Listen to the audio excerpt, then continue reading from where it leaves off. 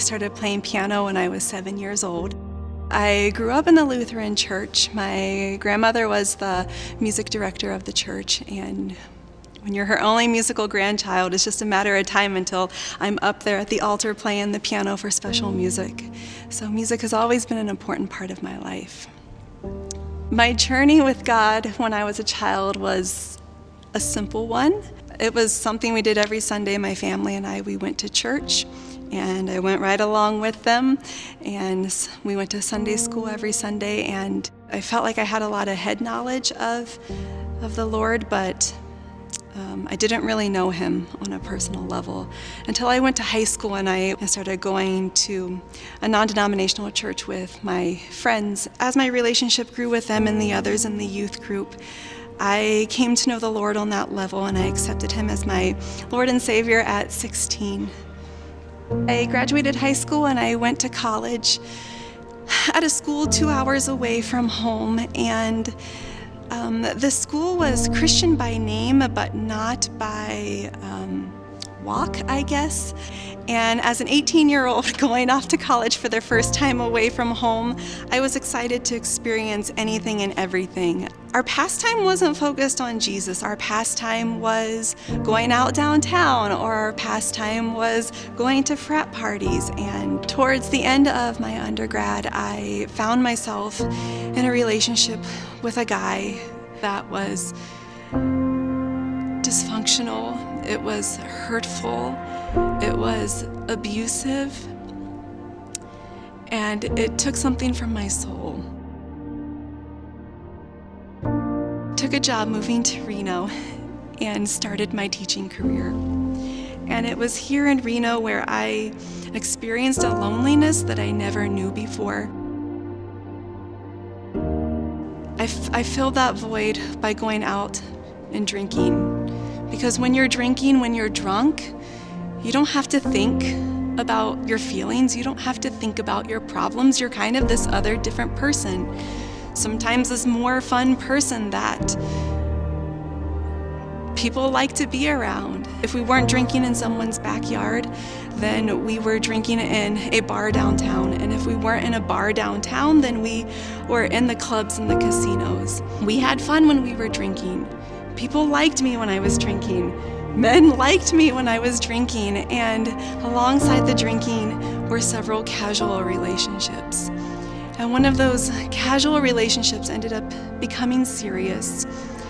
We dated, we moved in together, and we were engaged within the year.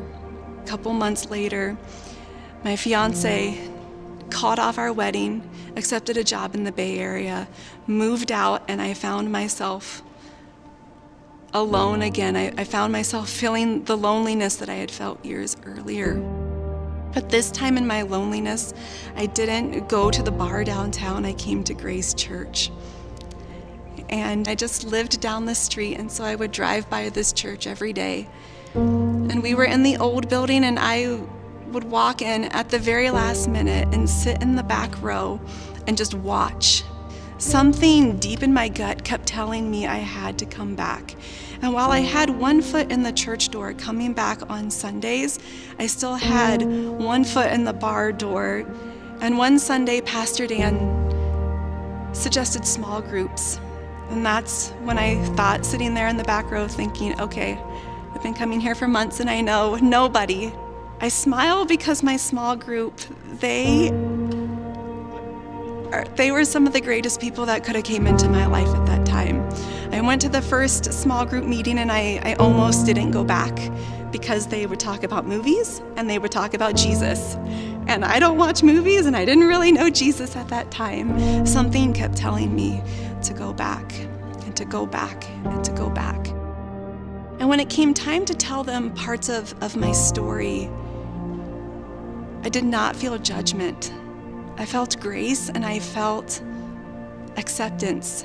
I found myself in another relationship. This time it was with a Christian. And while he had all the knowledge of the Bible, when it came time to tell him about my past, he did not have the heart to extend his grace and his mercy to me. Around that time, Pastor Dan was teaching on John 8, the woman who was caught in adultery. I was reading through that passage in tears, thinking, if the God of this universe does not condemn me, I will go now and I will leave my life of sin.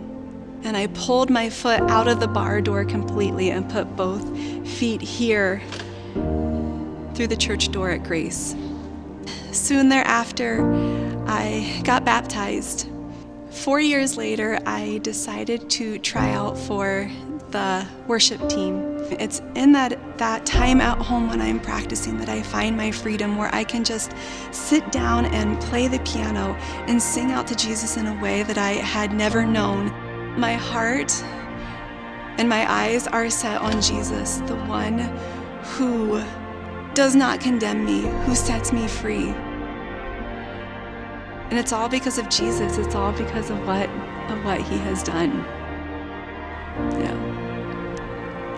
And that's the truth. That is just like